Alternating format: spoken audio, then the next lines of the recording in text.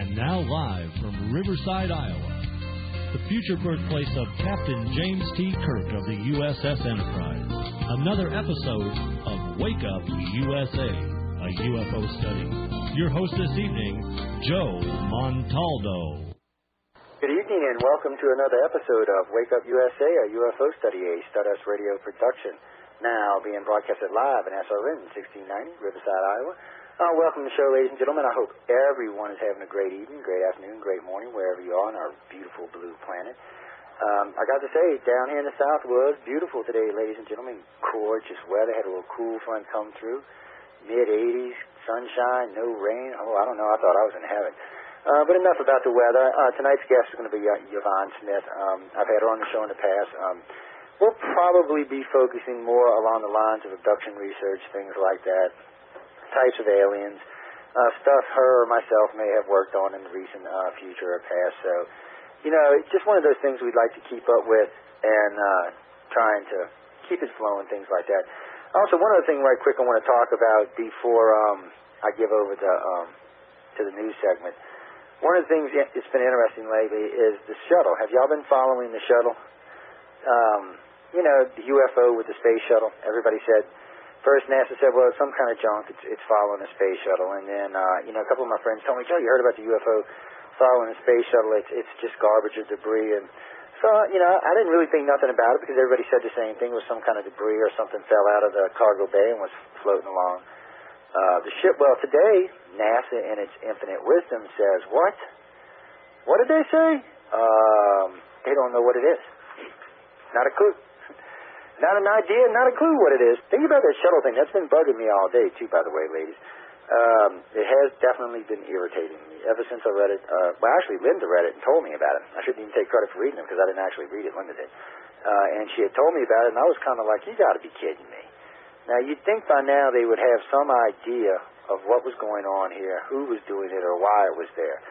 Now, and what, 114, 112 missions of the shuttle being in space. How many times have they been sighted UFOs? I think one out of every 2 launches, there's some type of UFO sighting aboard the space shuttle. Very interesting. Very, very, very interesting in the way that kind of stuff happens. So, yeah, I don't know. I doubt they have any real care about, you know, the technology of our space shuttles. I can't even see them a little bit being intrigued by our technologies, because let's be honest. You know, the space shuttle next to a flying saucer is like a brick next to a feather. You know, it's just that much difference in what's going on. But it's one of them things that's been bothering me. I want everybody to think about, keep a listen for. You know, I know I got a lot of friends that work at NASA these days, especially since the new space program started. I got quite a few friends working at NASA these days, so I like to keep apprised of what they're up to and what they're doing and how they're doing it and who they're doing it with. You know, it does crack me up, though, because if you ever watched the movie Armageddon, when they're strapping him in and he says about a thing with 22 million parts built by the lowest bidder, I mean, that's a true statement. And it is kind of a scary thing when you think about it. You're strapping yourself to 3 big, huge, well, actually 2 tanks full of fuel, 3 tanks full of fuel, 2 solid, 1 liquid, and lighting them on fire and hoping for the best. You know, that's the same thing as going outside with a bottle rocket and, you know, sitting on it and lighting it and hoping for the best. It's pretty much the same thing. So I do hope to see NASA develop some new technology, some new outcomes, some new outlooks, things like that. Well, you know, you got to give them some credit. It took them about 10 years to develop the Apollo program, 10 to 12 years, and it took them about 10 years to develop the shuttle program. So NASA can do it when NASA has the funding and the will. Now they have the funding. Let's see if they have the will. If they have the will with the funding, we'll see a new space program around 2012, 2014, 2016, somewhere around there. Most of us should still be alive to see it, so, you know, keep your fingers crossed, hope for the best, and see what happens with it. It does make me a little nervous to see us spending, you know, several $100 billion in a space program. I am for it, and I do agree that we should spend the money. But on that note, you know, I would like to know where the money's going to. It needs to be accounted for. You know, things like that just need to be accounted for when you're talking about that much money. Same thing with where I live in New Orleans and Katrina. You know, we're getting $110 billion. It needs to be accounted for. You know, somebody needs to account for that money. Or else it's going to go to places it doesn't need to, like somebody's pocket. somebody's going to get a new house or a new car or a new boat or send their kid to college or something along those lines. And really and truly, I'm already giving enough tax money for those reasons, so let's see if we can keep from having to give any more tax money out on that. But that's enough about that. While I'm waiting, I was thinking about Mars the other day because we got quite a few things coming up that are going to be on Mars, new missions that will be going to Mars, including the Russians have a mission going to Mars. The Chinese have supposedly had a mission going to Mars. The European Space Agency, I think, has two or three. The United States has 3 or 4. So Mars is going to be a busy place over the next decade. Plus, I was reading the other day that NASA is starting to design the rockets to start sending the stuff to Mars ahead of time. In other words, they want to start sending a lot of stuff to Mars ahead of time. They want to have supplies there, equipment there, waiting for the astronauts to do that. They're going to also be doing that on the moon landings, just so you know that. They're going to be sending stuff to the moon prior to us landing on the moon. So these are actually smart things. I mean, this is the way it should be done. Put up a bunch of stuff, have all the material waiting there, the astronauts land, send about a dozen astronauts up, they land, they can start building. Send another dozen up after they get a little habitat and so on and so forth. And before long, you have a little colony on the moon. Looking down at Earth. That's got to be a great place to live. Come on, one day moon property is going to be, where it's at. Whenever they figure out how to make it livable where it's comfortable up there, moon properties, because come on, you can have a view of the Earth. Wake up in the morning, there's a big blue ball staring at you every morning. Hop on your little shuttle, go down the planet, go to work, hop on a little shuttle, come home, go to bed. I'm telling you, it's going to be interesting. It really, really is. It should be an interesting journey to take. But, ladies and gentlemen, a couple things I want to talk about right quick while Jeff is getting hold of Yvonne. Recent things in politics, and I don't want to get into a political discussion here, ladies and gentlemen, and this isn't where it's going, but recent things in politics lately make me kind of wonder about the future of space for anybody on this planet. The thing about it is I'm figuring space is the way to unite the human race, because bottom line is when we start colonizing places like the moon and Mars, and the Russians start colonizing the Chinese and Japanese and whoever else can manage to get up there, it's going to become a busy place. The moon is a much smaller place than planet Earth is. They're going to bump into each other a lot more often than they do here, which they do here a lot. So, I'm really thinking that maybe, with all these new space programs on the horizon, maybe we should start discussing some kind of more of a mutual friendship kind of deal for at least the countries that are in space.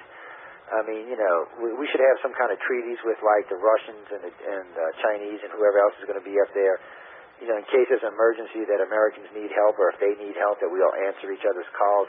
Just some basic rules to space. Just some basic rules. Nothing fancy, nothing hardcore, but something that puts everybody in an even playing field. And, how are we going to divvy up territory on the moon? I mean, is it going to be like the old days? We stake the flag on the moon, so therefore the moon is ours? Is that how that works? I thought, you couldn't own anything in space. Last I had heard, it was against the law to own anything in space. So I was just kind of curious about that. I mean, is how is this going to work out? I mean, so if you can't own anything and you build a colony somewhere and then somebody else comes along and says, well, they want to build a colony, that's liable to start a war. So I don't know. It's one of them things that's been bothering me. I think there needs to be some stronger, harder guidelines in dealing with space, what's going to happen in space, what directions we're moving in space. And there should also be a couple of things, put into place on how we should do this. There should just be some information out there where each country has some kind of agreement they have to abide by while they're traveling in space, or while they're colonizing, or while they're building, or whatever. It just needs to be some kind of code of honor, or some kind of ethics code, or something like that, so that all the countries are on the same foot, and we don't start bumping into each other and getting into a war. Just something I wanted to say and get off my chest. On that note, Jess informed me that Yvonne's on the phone. So, Yvonne, can you hear me? Yes. Joe, how are you? Oh, great to have you back on the show. I'm just glad to have you. Been doing really good. Ladies and gentlemen, Yvonne Smith. I'm going to get you just to tell them a little bit about yourself and how you got involved in this for the people who haven't heard you before, and we'll start from there. Okay, and I'm sorry, I didn't hear the first part.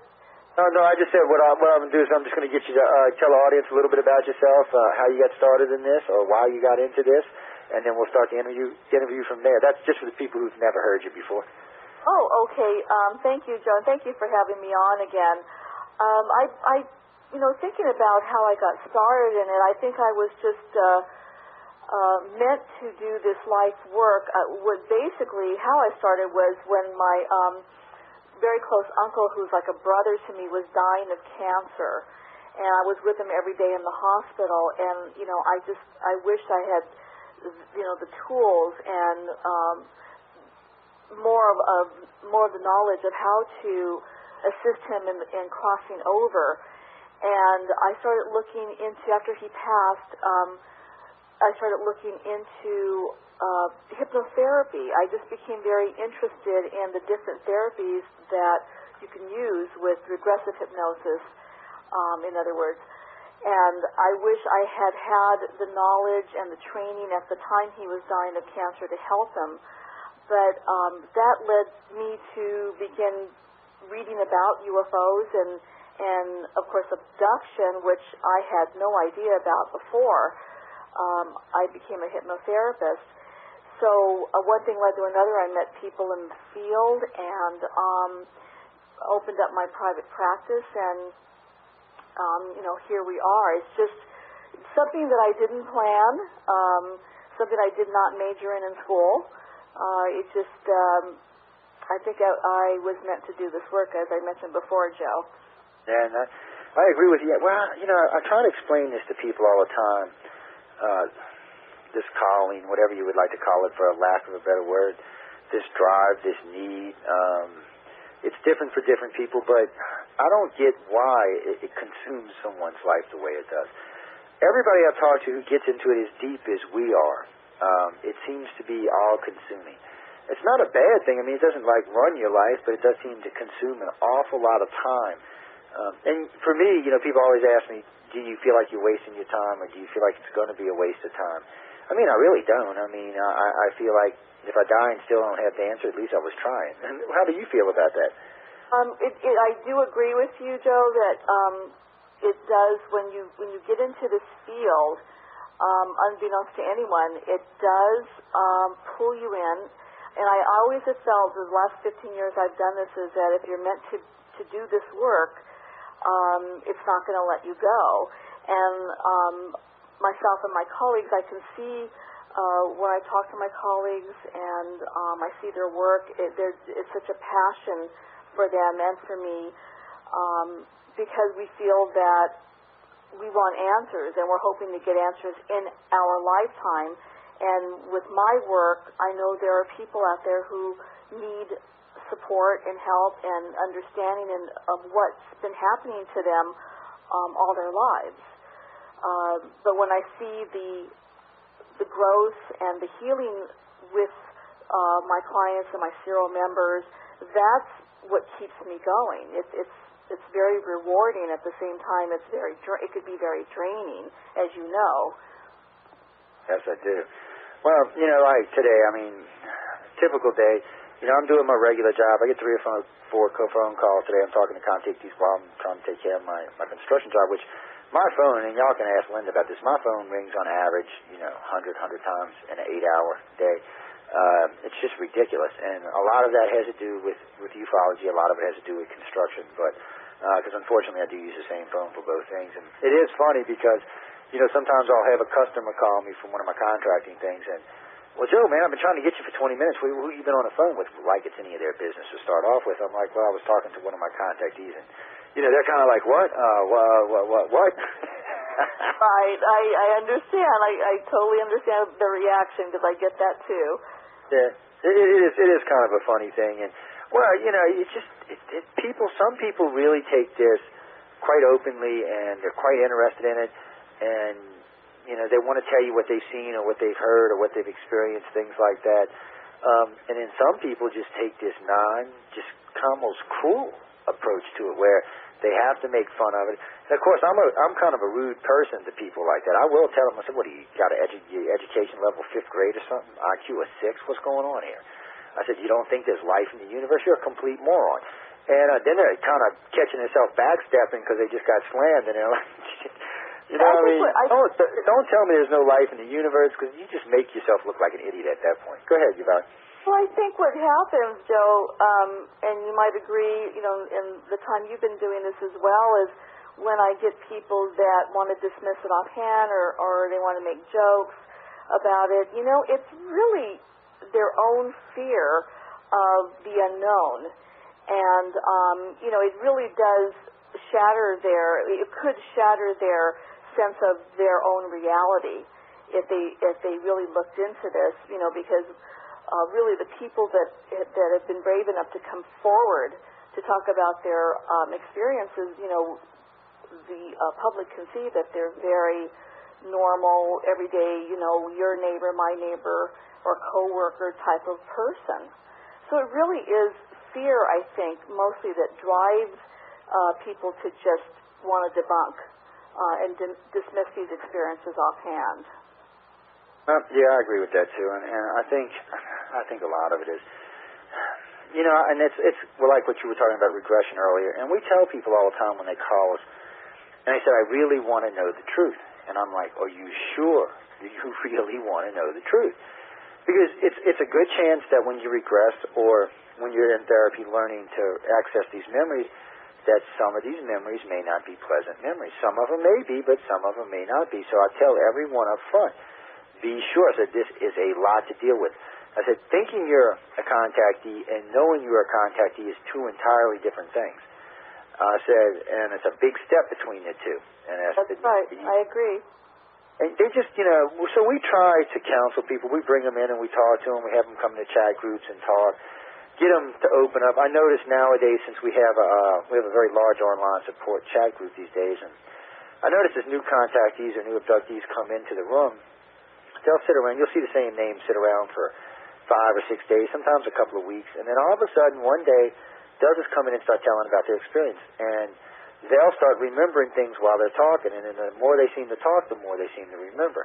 Now, it's not saying that everyone who's coming in is telling the truth, because I don't think everybody who's coming in is telling the truth, but that's why we have abduction criteria, so we can kind of have an idea who's telling the truth and who's not. And most of the people who work the room are pretty well adapted to this kind of stuff. They've been doing it for a long time, and they have a pretty good idea who's telling the truth and who isn't. So, but it's a very interesting place because they can come in, sit down, and talk without being ridiculed, without threat of reprisal, without worrying about losing their job or anybody in their family finding out or anything else. Yes, and that's that makes it's very anonymous. And if they want to, further down the line, if they want to participate or become part of the organization or get involved, it's funny, Yvonne, but I'll tell you the truth. About 6 years ago, when I started doing this publicly, because I've been doing it for about 23 years, but when I really brought it into the public, most of the people who work with me now, you could not get them to get on a mic. You couldn't get them to get on the radio show. You couldn't get them to do anything. Type and text, that's about it. And really, they didn't want to express themselves too much, with the exception of a few of them they didn't want to express. These days, look, they will take the mic. I've even had a couple of them come on and guest host for me when I was out doing other stuff. It is amazing to see the difference in these people. And it's amazing to see how I don't know if this is true for you or not, but a lot of these contactees, when they really come to terms with this, become a very outgoing type person, like nothing else in life can faze them. And that truly amazes me. Is that true for you, or if you run into that? Oh, I've run into, like I mentioned before, when I see the personal growth and the healing, because usually when they come to me, they're very frightened and fearful, and they've had all those terrible recurring dreams, and they really don't know what's happening to them. But in the last 15 years, doing my work and establishing Zero, I have seen the tremendous growth and spiritual growth. And what they do is, which is wonderful, the established Zero members will help the new people coming in, and they do. Many of them have been on talk shows with me over the years and been on radio, and I really applaud them for their for them coming out and talking about their own experiences, because as we're still fighting that stigma of all these people are crazy. They have to be crazy. These things don't exist. So when I see them becoming more open and more outgoing, like I said, that's where I feel this is very rewarding work. It is. Ladies and gentlemen, I want to mention something right quick. I know we're getting ready to go to break. The virtual auditorium is now maxed out, so if you can't catch us in the virtual auditorium, you can catch us a couple other ways. You can catch us on AM, you can catch us on Live 365, so tune in. You can catch us on the Stardust Radio Network site, so tune in that way, because at this point, last I checked, the virtual auditorium was full. So, ladies and gentlemen, I'm sorry if you can't get in, because I know y'all are going to have questions for Yvonne later, so, we'll see if we can't boost the room, but until then, you can always listen to us via the Internet or AM radio, so tune in and pay attention. Guys, we're just about ready for a break, so I'm not going to get into any real questions hard on Yvonne yet, but when we get back from the break, I got quite a few questions for us. So, ladies and gentlemen, until we get back, I want everyone to please stay tuned to Wake Up USA, a UFO study, a Stardust Radio production, now being broadcasted live at SRN 1690, Riverside, Iowa. I'm your host, Joe Montaldo. I'm sitting and speaking with Yvonne Smith, and when we return, we'll start taking some questions, so please stay tuned. Are you looking for an internet radio station with a unique blend of talk radio and an eclectic musical flavor? Join Stardust Radio today at www.stardustradio.com, where talent and technology meet. SRN 1690 AM, Riverside, Iowa, and around the world on the Stardust Radio Network. www.stardustradio.com. This internet station sounds great on your computer, but wouldn't it be even better if you could take it with you wherever you go? Now you can. This station is proud to be affiliated with the Mobile Broadcast Network, brought to you exclusively by Access Voice. They make it possible for you to hear your favorite internet station anytime, anywhere, on your cell phone. To get connected, go to www.mynbn.com and listen to internet radio on the go. If you're one of the millions of Americans that suffers from acne or knows a friend or a loved one suffering, please turn up your radio and take down this life-changing information. Introducing Epiclear, the revolutionary new advanced skin treatment, imported from Europe, formulated to help get rid of pimples and prevent further breakouts. Great for all ages and most skin irritations, Epiclear is doing something that no other acne treatment formula has ever done. Ever. We're so confident that Epiclear will clear up your skin that we're willing to let you try it for free. That's right, you heard free, and we mean free. Over a $70 value delivered without a prescription right to your house. Call now while free supplies last at 1-800-656-5993. Nothing to risk and everything to gain. Call Epiclear at 1-800-656-5993. That was 1-800-656-5993. Limit one order per household, please. Call 1-800-656-5993. Shipping and handling not included. Alexis Parking, your aviation destination. You need something grand, something special, something unique. Look no further than the Alexis Park Inn of Iowa City. There you'll find 27 supersized suites of all varieties, most with jacuzzis. The Alexis Park Inn is an aviation-themed hotel where your continental breakfast is delivered right to your door because they're committed to your satisfaction. Give the Alexis Park Inn a call toll-free at 888-9-ALEXIS or check out alexisparkin.com. Alexis Park Inn, your aviation destination. Alexis Park Inn. Climate change could affect our way of life. Reduce your greenhouse gas emissions and help control climate change. Visit www.vcr-mvr.ca. Brought to you by the Voluntary Challenge and Registry, Climate Change Central, and this radio station. SRN 1690 AM, Riverside, Iowa, and around the world on the Stardust Radio Network. www.stardustradio.com. Good evening and welcome back to Wake Up USA, a UFO study, a Stardust Radio production, now being broadcasted live on SRN 1690, Riverside, Iowa. I'm your host, Joe Montaldo. I'm sitting speaking with Yvonne Smith, and we're just going to kind of pick up from where we left off, ladies and gentlemen. Yes, I do know, ladies and gentlemen, there are some sound problems with the virtual auditorium, probably because y'all got it smack full in there, screaming at each other, shouting and jumping up and down. That's probably what the problem is, but anyway, enough of that. You know, Yvonne, a couple of things now I wanted to ask you, and I know we barely got to touch on a lot of stuff last time you were here, and I really enjoyed talking to you, so I'm just going to get into a little bit deeper here. Now, you know, you've done, I'm sure, quite a few cases, and I'm curious, what would you think would be the most prominent type alien that you've had to deal with? I mean, as far as the contactees are dealing with. I guess I should rephrase that. Go ahead. Well, the most I would say, common description are the ones that, typically do the medical experiments. They're short, probably anywhere from 3 to 5 foot tall, sort of grayish in color.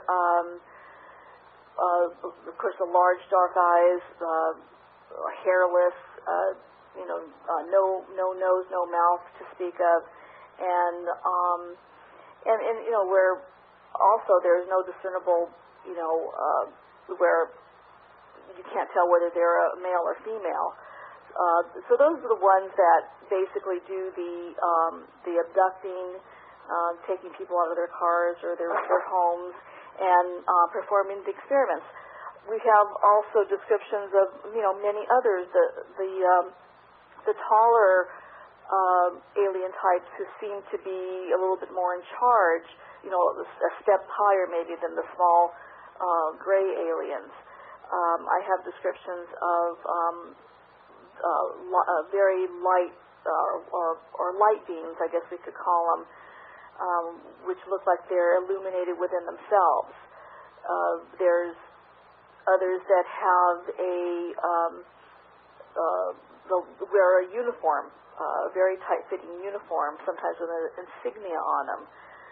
Others wearing a Dracula-like cape, which I thought was, very strange when I first started getting these cases of the capes. But then when I compared notes with my colleagues, they were getting them as well. So, and of course, there's the praying mantis type, and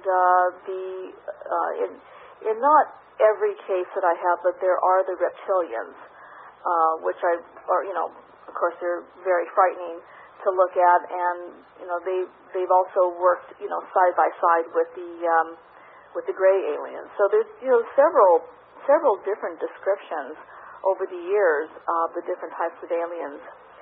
Well, I was curious because I was talking about this earlier this evening in the support group, but we basically deal with 5 types as far as the organization's concerned. The light beams, which seem to be the most advanced. The grays, which seem to be right under light beams. And let me clarify something when I say gray, ladies and gentlemen. First off, I've never met anybody describe me actually gray. Blue grays, a couple other shades, but not actually gray. The thing about it is there seems to be about 11 types of gray, and some of them are brown, some of them are white. They basically have the same build and structure. They're usually taller. There seems to be a hierarchy inside the gray community. A lot of people describe it as maybe a beehive mentality. I'm not sure if that's the right description. They do seem to be like a little short 3.5 foot, 4 foot, gray worker guys with, they don't actually have as many fingers as the other grays either. But, they're basically the same alien. It's just a kind of different color, different size. Then you get into the human-type aliens, the reptilian-type aliens. Now, the praying mantis I find interesting because, this is something, Yvonne, after God can't even tell you how many cases we stumbled across this, and we don't even know if we're right or if we're wrong.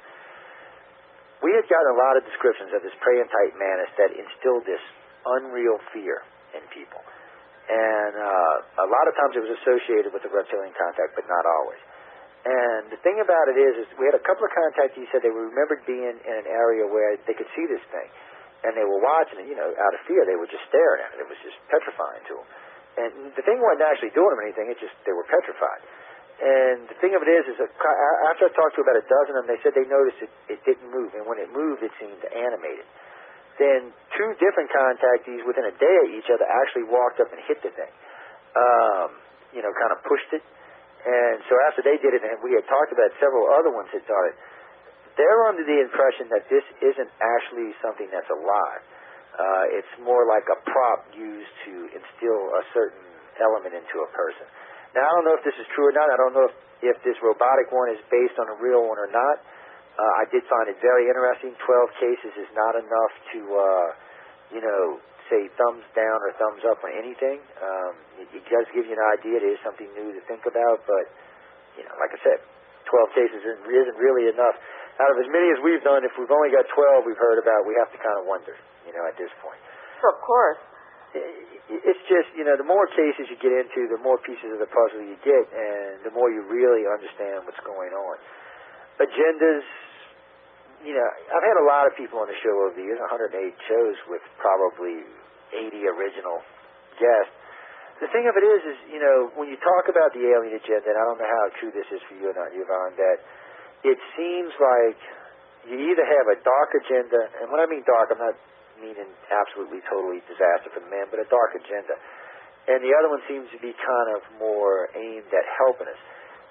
It's two sharp contrast in areas here, So if something's wrong, it must be a middle ground we're all missing or something. But before I let you answer that, Yvonne, Jeff's informed me that Nicole is on the line. Nicole, can you hear me?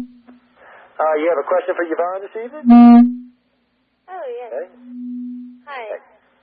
Basically, one of my questions that I'm asking you is, from all the different perspective views of what the different alien species look like, for instance, the Greys, how some claim they're gray, some claim they're blue, some claim, they're brown and whatnot.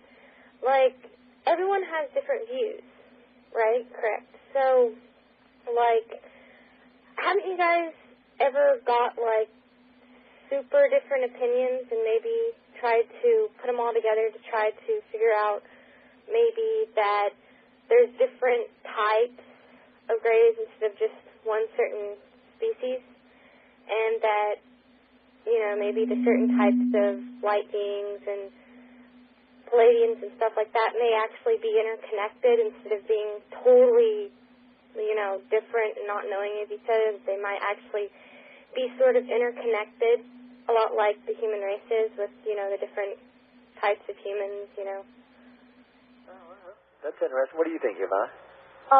They certainly, we're still trying to, sort all of these experiences out and all these different types and what their agenda is. Are they coming all from, different planets or underground or different, or another dimension?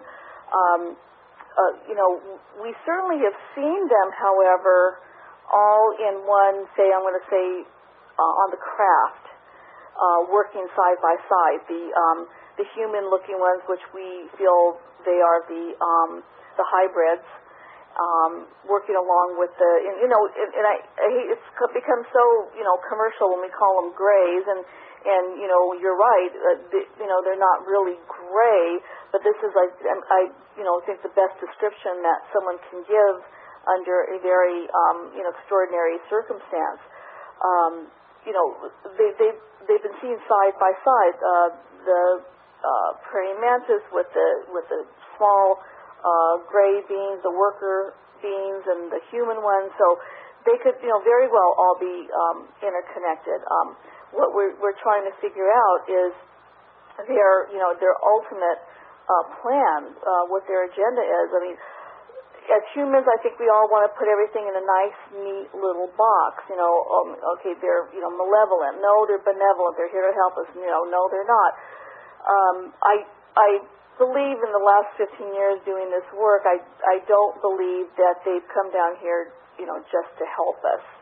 I think if they have cured somebody of a disease or, a malady, I think it's done as a side effect, to what to their experiments that they're performing. I hate to think about the implication of these hybrid babies that are being created. Of course, they're growing up and becoming more and more perfected each year. Are they going to be among us where we're not even going to suspect or they don't even know they're around? I mean, at this point, we don't know. We just know that there are, hundreds, thousands of cases that are reporting the same types of experiences with these different types of beings that, we're saying right now. There's about 5 different types that we've mentioned, and seeing more and more of these hybrids involved. The hybrids are interesting, the children are interesting. One of the things I found interesting about that question she asked is, for us, we've always thought everything was kind of sort of connected in a weird way. Sure. Most contactees I talk to tell me that they feel the Greys work for the light beings. I've got quite a few of them since we started teaching them to ask questions that have gotten a lot more information.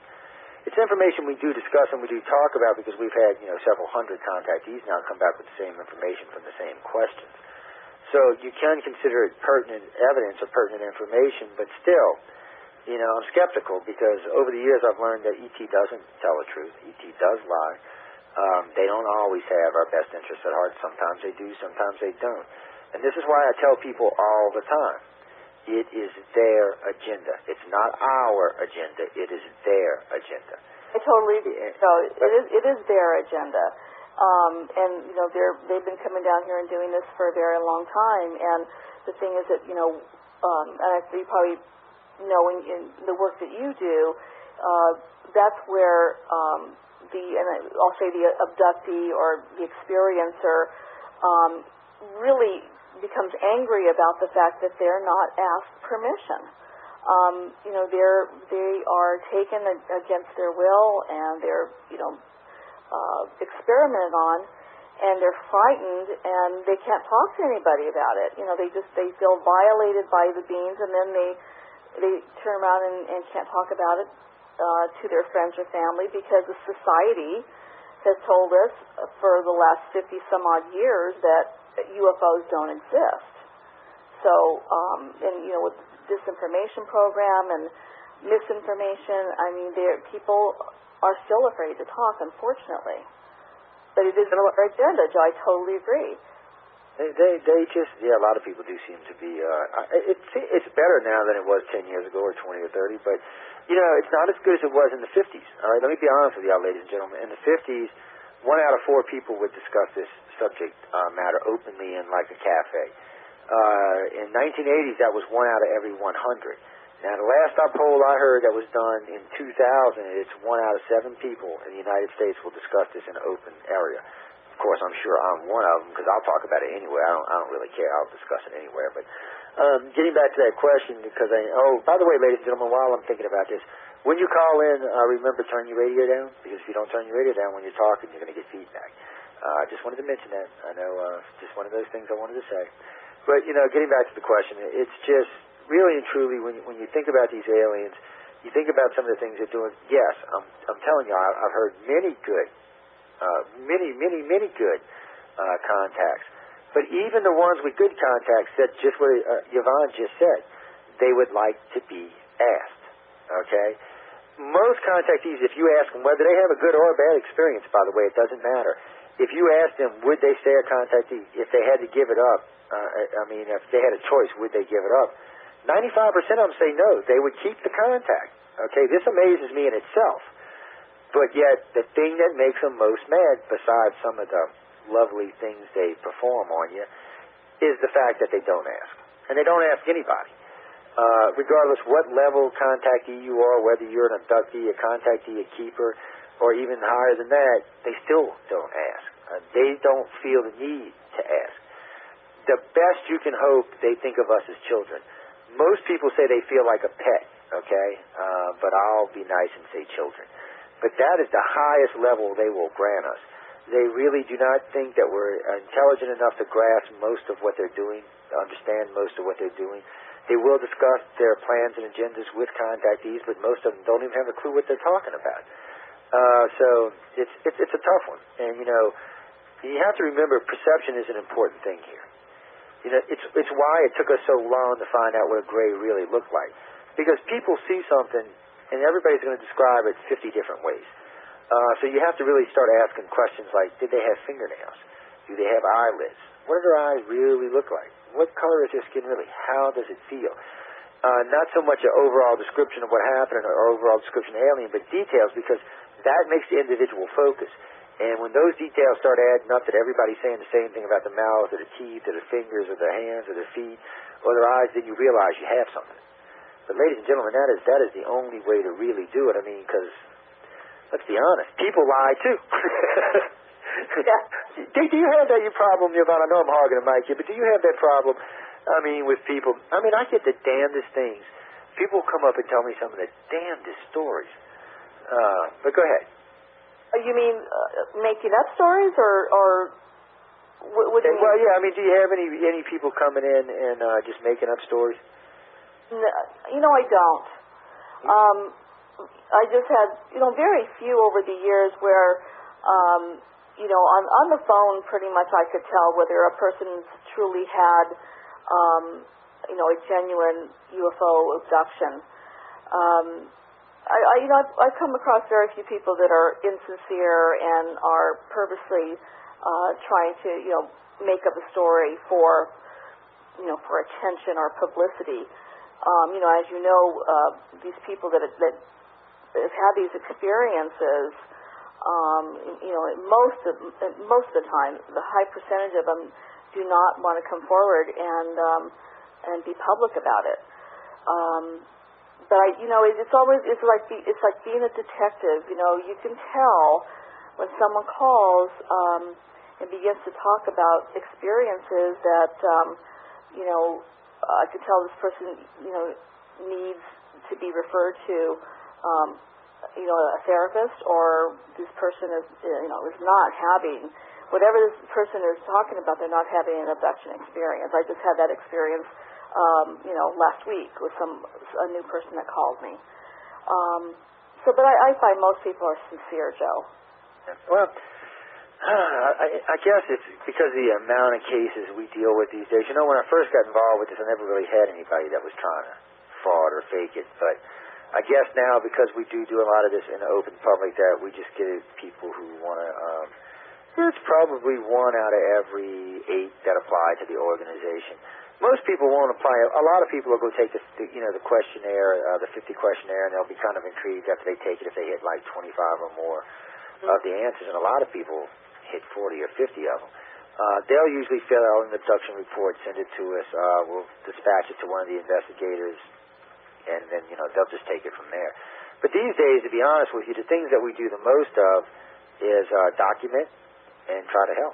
I mean, in your case, what are you working for? I mean, we're all working for the truth, but I mean, how can I phrase this question? What is it that you're working towards the most of, or you're gathering the most of? I guess I should say. Well, my first objective, as a hypnotherapist, as someone's hypnotherapist, is to get them relief from years of wondering, years of recurring dreams and being fearful. It's just that nagging question, what happened to me? So to get them relief first, to get them sleeping and getting on with their lives, then of course, gathering the information, the data from my cases, which, I've discovered many similarities and patterns, and of course that's when, you find out that there's something to it because of the similarities and patterns from case to case. And, most of the time these people that I work with don't know each other until later on they come into attend the serial meetings. So it's, of course, yes, I do also want the truth. I think, of course, these people that are having experiences want the truth, and we want to get the truth from our own government, who has been withholding information from all of us. And they have no right to. We have a right to know what's been flying around in our skies, and of course they're coming down here and abducting, people. Yeah, and seeming like they're having a ball doing it. Best I could tell, it seems like they abducted family lines, but I'm not 100% sure. I'd say it's a pretty reasonable assumption at this point, seeing that we have several generational cases now. I find that in most all my cases, I found that it does run intergenerational. And what I find interesting, Joe, is people come to me. They've had an individual that comes to me say they've had questions throughout their lives about something. They know something strange happened, but they don't know what. But the reason they finally want to come to terms with it is because all of a sudden their own children are starting to talk about strange things coming into their rooms, or bright light coming into their bedroom at night, and so forth. So they feel the only way they can help their children is for them to deal with their own possible experiences. You know, and it's hard because sometimes, and I don't know if this is true for you or not, but I have had parents come in because of the children having these things. Well, that's they'll come in, so they'll come in and say something like, my son or my daughter said this, or that, and they said, I didn't want to think about it, but, when I was a child and as a young person growing up, I remember these same things. And they have to talk about it. Yeah. By the way, aliens, if y'all are listening, it really ticks parents off when you take their children without asking. That's right. I just wanted to say that, I don't know if y'all are listening or not, but it really does, because I'm a parent myself, and it really hacks me off. I understand that they have this agenda that they're working for, but damn, it would be nice if they would be a little bit more forthcoming with what they're doing. It would be. It would make our work a lot easier, that's for sure. Well, let me ask you this, Yvonne. Now, let's say we got some people listening to the show that have no idea if they're a contactee or not. They may have some weird things happening to them, some stuff that they're not understanding. What do you think should be the first thing they should be looking for to give them a sign that they may be having some kind of alien contact? Well, it's usually they're experiencing sleepless nights. Recurring dreams could be an indication. Fear of a certain place, a certain stretch of road, that they've had for many years, a certain room in their house. Of course, obviously the marks or scars that may turn up overnight on their bodies with no, explanation for it. They don't remember falling or really injuring themselves, because when you have a scar that comes out, a pretty deep scar, you remember if you have fallen or you cut yourself with a knife. You remember those things. But usually when something like that happens and they appear overnight, a person doesn't remember getting it. And there's no pain, usually, accompanied with these marks. But it's a combination of the different symptoms, not just one or two. It's a combination that may be an indicator that this person has had abduction experiences. A sighting of a UFO by themselves or with other family members, and very vivid dreams of UFOs, but not always a sighting. So, like I said, it's just a combination of symptoms. So I don't want any of the listeners out there, thinking that they've had a sleepless night, they've been abducted. I don't want anyone going home with any misconceptions like that. And what is that with contactees, by the way? None of them sleep worth a poop. Excuse my French, ladies and gentlemen. But I do notice that when they really come to terms with this and they find whatever it is, their groove, their niche, whatever it is where they belong in this. Because, by the way, contactees, I want y'all to notice there is some kind of, I don't know, we all have something we're supposed to be doing, it seems like. And a lot of contactees find themselves either helping other contactees or getting involved in this in a more public way to, wake people up. But those people seem to sleep fine. It's the rest of them that seem to be having problems, or the ones that are just starting to understand that there's something going on in their life, or the ones that wake up in the morning can't understand why they're as tired as they are when they went to bed.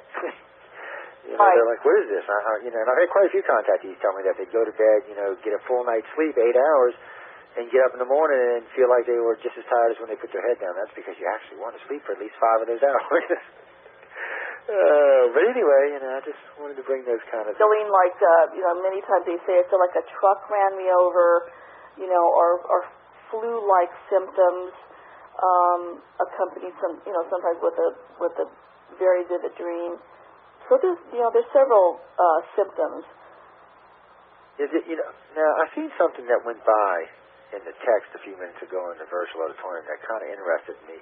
And I know we'll have to get to this when we come back from the break, but I had seen somebody said something about the fear factor, or that we seem to be focusing on the fear factor. You know, that's an interesting statement. So when we come back from the break, ladies and gentlemen, me and Yvonne will talk about that. So on that note, I want everyone to please stay tuned to Wake Up USA, a UFO study, a Stardust Radio production, now being broadcasted live on SRN 1690, Riverside, Iowa. I'm your host, Joe Montaldo. I'm sitting and speaking with Yvonne Smith, and as soon as we return, I promise we'll start taking some more questions, so please stay tuned. Are you looking for an internet radio station with a unique blend of talk radio and an eclectic musical flavor? Join Stardust Radio today at www.stardustradio.com, where talent and technology meet. SRN 1690 AM, Riverside, Iowa, and around the world on the Stardust Radio Network. www.stardustradio.com. This internet station sounds great on your computer, but wouldn't it be even better if you could take it with you wherever you go? Now you can. This station is proud to be affiliated with the Mobile Broadcast Network, brought to you exclusively by Access Voice. They make it possible for you to hear your favorite internet station anytime, anywhere, on your cell phone. To get connected, go to www.mynbn.com and listen to internet radio on the go. We're here today with Paul Dow of Timeshares Only. And, Paul, you've got some terrific news for timeshare owners. That's right. In the next 6 months, over $3.5 billion of timeshares will be sold. So this is the perfect time to sell. Exactly, which is why you need to get your property into our network. And if you call us right now, you'll also get a $500 shopping spree absolutely free. $500 free? Yes. Just for posting your property with Timeshares Only. And when you do sell your property, you'll get cash. It's a double bonus you can't lose. Except if I don't call. Hey, over 10 million people will be looking to buy a timeshare. So we need your property now. The number to call now is 1-800-921-0866. That's 1-800-921-0866. Turn your timeshare into cash and get a free $500 shopping spree. And if our lines are busy, please keep calling. That number again for timeshares only is 1-800-921-0866. That's 1-800-921-0866.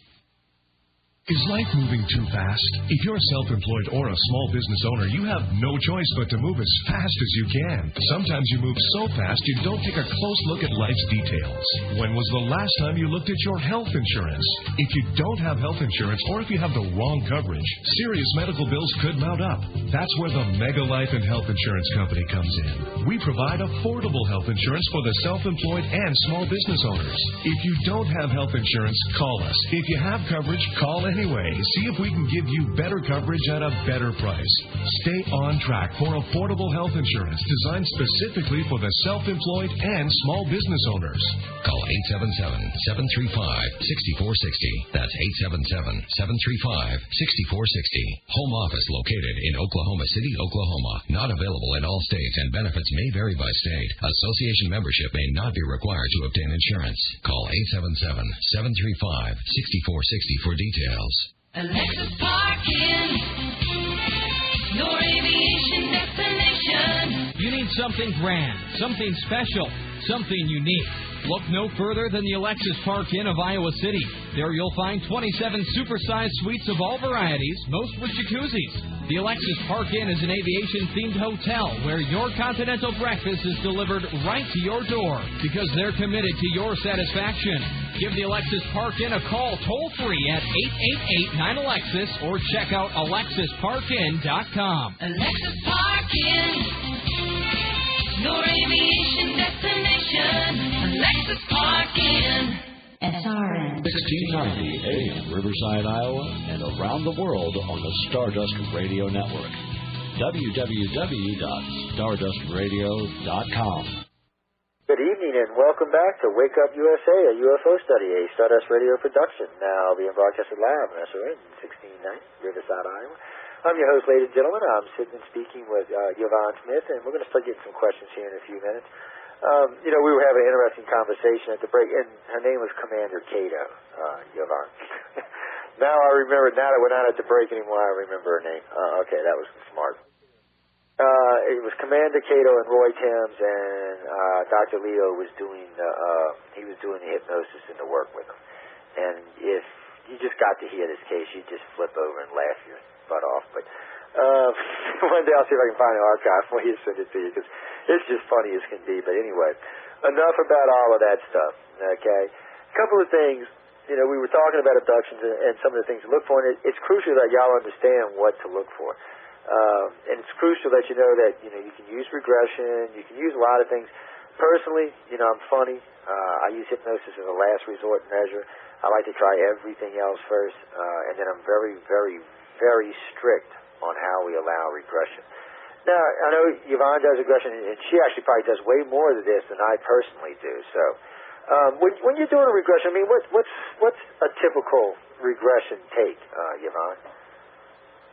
I usually or the typical procedures, I should say. I'm sorry. How long does a regression take? Well, no. I mean, what's like the typical procedures, typical questions? I don't want you giving away any house secrets or anything, but I'm just curious, you know, how y'all go about setting it up, and you know, what may be the line of questioning, and you know, what can you expect? That's what I should have said. What can you expect if you ask someone like yourself if you ask to be regressed? You know, obviously, you have to just take each individual case as it comes to you, and depending on what memory or experience a person wants to target first. Many times we go back into childhood, as far back as maybe the person was about 5 years old. I usually set aside about 2 hours for a regression, because I do talk to my client cognitively to get information about where, you know, what area they want me to target, what experience, what the year, you know, how old they were, where were they living, and what happened. What do they remember consciously? And I put them in hypnosis. Hypnosis can be anywhere from, you know, it just depends on what happens in the session, but half hour to an hour to, you know, up to 2 hours. I find that after 2 hours, you know, someone can get pretty tired, because sometimes it could be very draining, very emotional, depending on what they experience. And they do relive. People do relive the actual abduction. So, you know, once I take them out of hypnosis, then I debrief them about the session, and, you know, we discuss what happened, and then what they want to target for their next session. You know, so it's a long process, and of course I have a, you know, initial interview with someone prior to doing any kind of hypnosis. You know, well, reason I asked you that, I know it's kind of a loaded question, but I want people to understand that this isn't, you're not going to walk in, be regressed, and that's going to be the end of it. I just wanted to get that across to people, because I get people that come up to me and think that, okay, well, regress me and then I'll be all better and I can go on with my life. Well, ladies and gentlemen, that's just not the truth of the matter. No, I'm sorry. And, I mean, some of y'all may get it faster than others. I'm not going to argue that point. And some of y'all may never get it. But don't expect it. And I'll say this and be totally honest, and I mean this sincerely. If you are a contactee, don't ever think it's going to go away. Okay? Figure out how you can use it to your advantage. It's one of the things we teach, but don't expect it to go away. And if it does, you know, it does. But as far as I can tell, it may slow down. It may even stop time from time, but it always seems to start back up somewhere else. And I have contactees, well, if you want to count generationals, from about age 2, actually age 1, to well in their 70s. So I can't see where it stops. You know, I know Darrell Sims swears he can stop an abduction, but he gets mad at me every time I ask him how come his son and his grandson still get abducted. So yeah, that's one of those catch-22s, I guess. You can stop yours, but you can't stop theirs. I got an issue with that. I mean, have you had people, though, this is a serious question, have you had people who managed to stop having contact? I have not, no. I give my clients tools to use to feel protection, to feel protected, to empower them. I certainly can't stop abductions, and I tell them that from the very beginning. Sometimes throughout the years I've seen abductions with certain people slow down, but not exactly stop altogether. It is interesting. You know, it's interesting to watch because sometimes they change, you know. they may be having this kind of experience and life kind of goes on and the experiences kind of change. It is really interesting to see people in their late 30s, 40s, 50s. Some of their contacts are very interesting. Some of them are very fulfilling, and some of them are very informative. The younger ones, sometimes they're good, most of the time they're not. That's the easiest way I can say that. I don't want to get into particulars, ladies and gentlemen. I know someone had just sent me an instant message asking if we could get into some of the more details of an actual abduction, but there's not all that much we can talk about without giving the story away. I mean, let's be honest about it. And, I mean, you can expect things like you can be picked up. There's a whole host of experiments that they can have performed on you. And then there are the extreme cases where we've had people, eyes removed, body parts removed, put back, pretty much seamless. Not quite scarless, but pretty close to a perfect take back and put away. I mean, we've had them, where people have been laying on their bed, saying different prayers, and they said that the aliens have looked at them and just kind of laughed. And which is, I do know that the Greys do have somewhat of a sense of humor, and the reptilians and the humans do as well. But still, it is kind of weird when you hear those stuff. Or actually, I've had, over the last 5 years, I've had about 3 dozen contactees tell me this, that they were praying to God to save them, and the alien looked down and said, "And where is your God now?" Now, I don't know if this is the alien or if this is the person. What do you think, Yvonne? That's a hard one there. And I'm sorry, I didn't hear. They asked them. He saw them praying, and what did the alien say?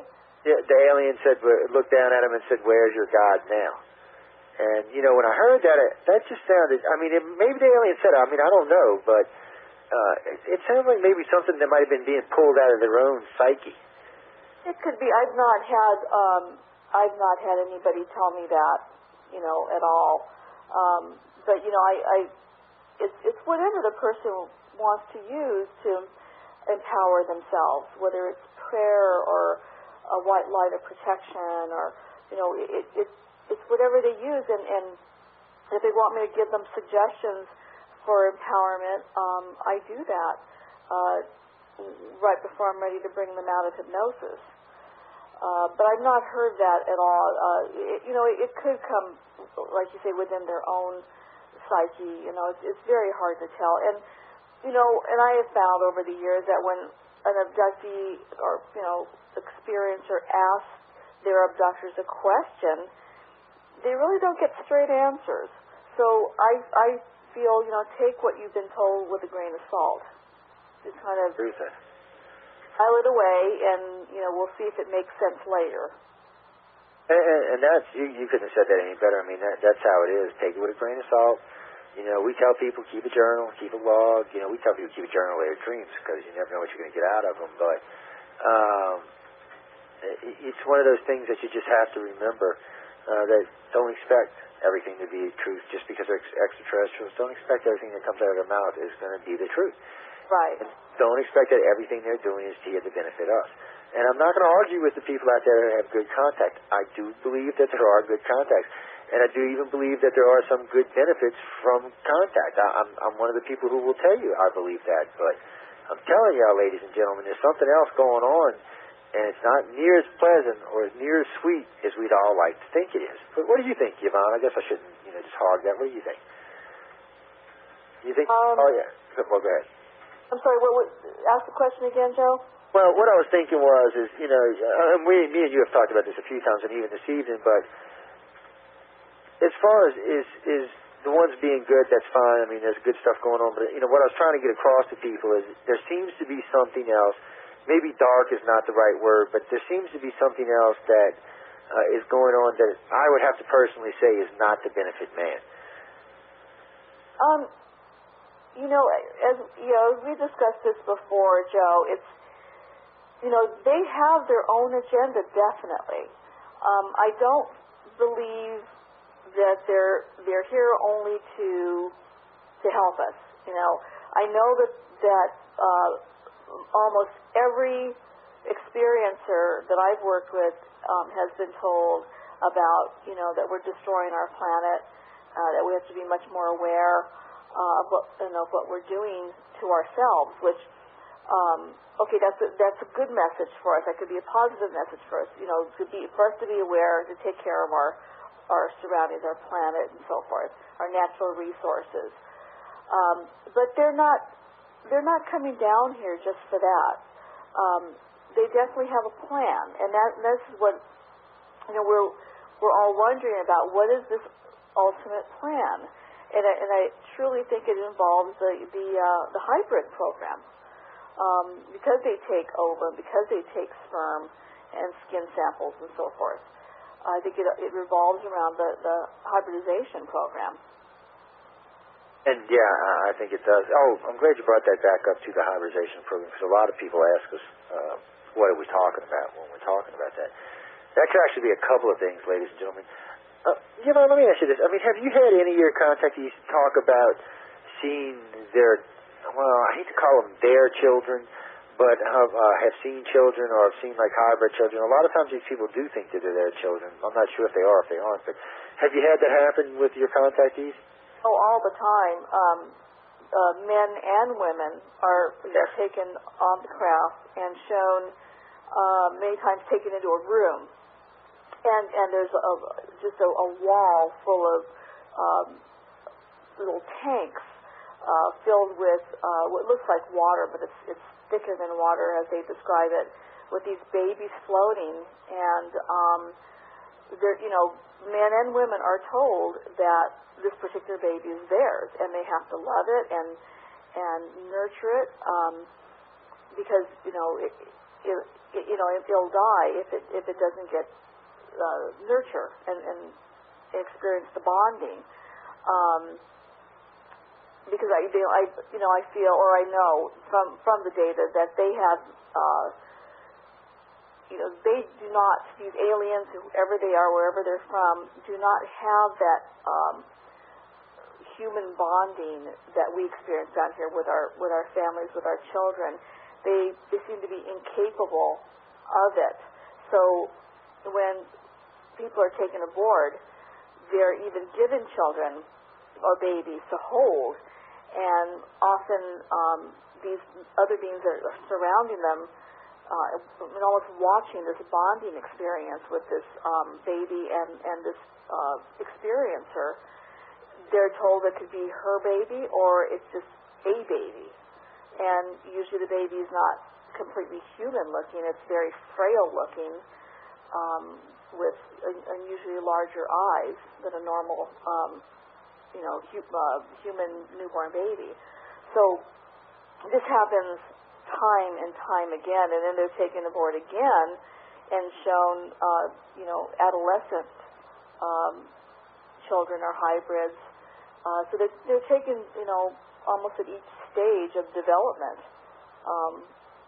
and made to play with them, or play a game with them, or again, it's the bonding that I think that they're incapable of, and this is where they look to us for that. But it's a little unnerving. We don't know, like I said, ultimately where these hybrids are going to go, and what their what their program is. And that's a mouthful in itself. What is it? But let me ask you this. I'm gonna put you on the spot real hard here. What do you think it is, or what's your best guess of the program? Yeah, basically. I mean, what they're trying to achieve. So what they're trying to achieve, which I know that sounds, so science fiction still, I think that what they're trying to achieve is to have these hybrids, these perfected hybrids, to live among us, to learn how we live. Simply just going to a restaurant, driving a car.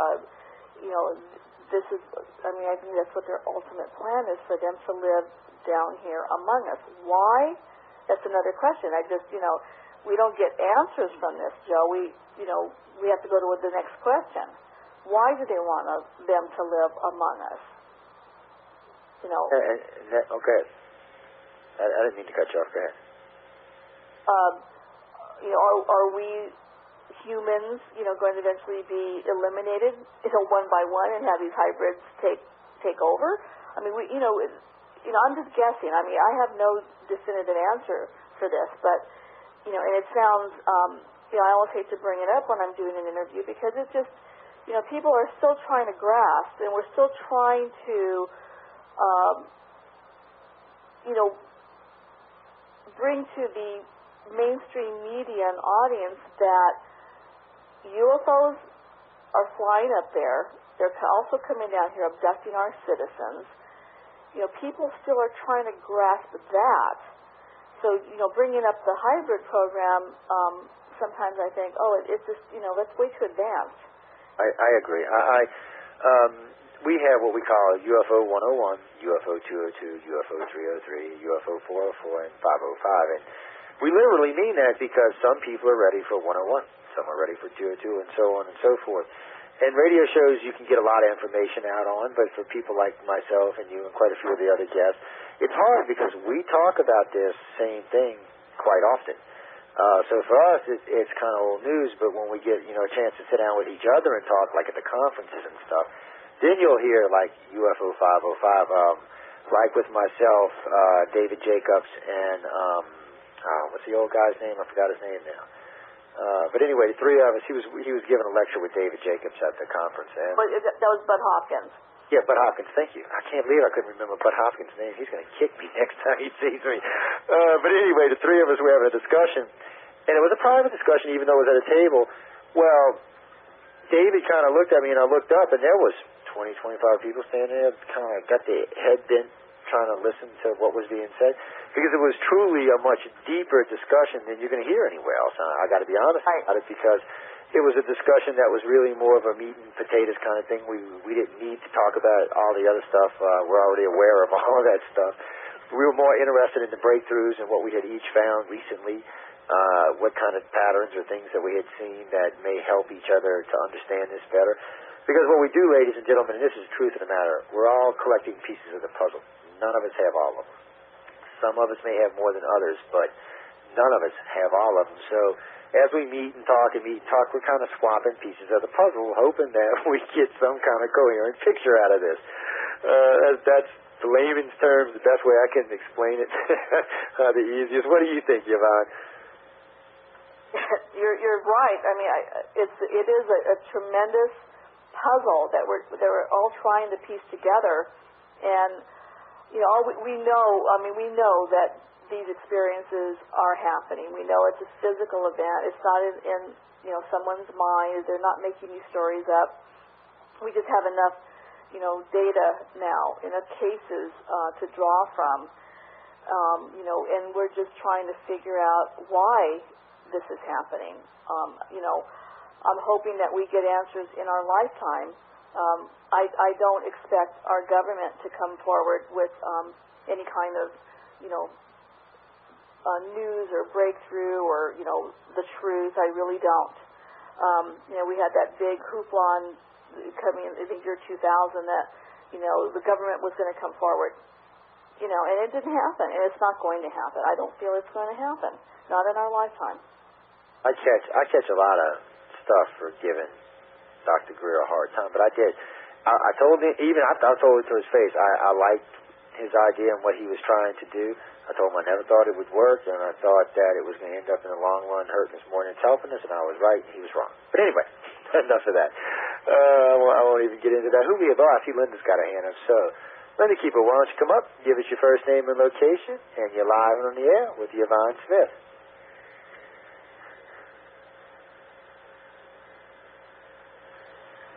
Good afternoon, Ms. Smith. Thank you for being a guest on our show again. I was wondering, in all the cases that you've studied, have you ever found a contactee that really doesn't want this experience to stop?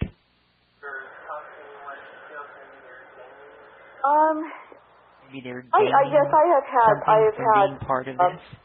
I've talked to people in my case study and so forth, in my support group, that now that they know this is in their lives, they don't want it to stop because they want to know why this has happened to them. What do they want from them? That's why they don't want it to stop. I don't know.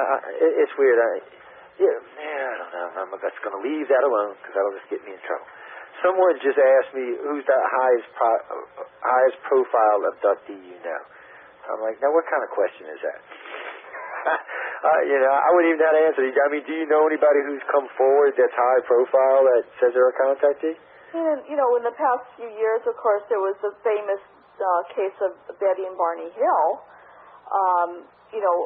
Travis Walton with his 5-day abduction is still very high profile. Trying to think of the Allagash 5 or Allagash 4, it was a multiple abduction, and I forget. I believe it was in the 70s this happened.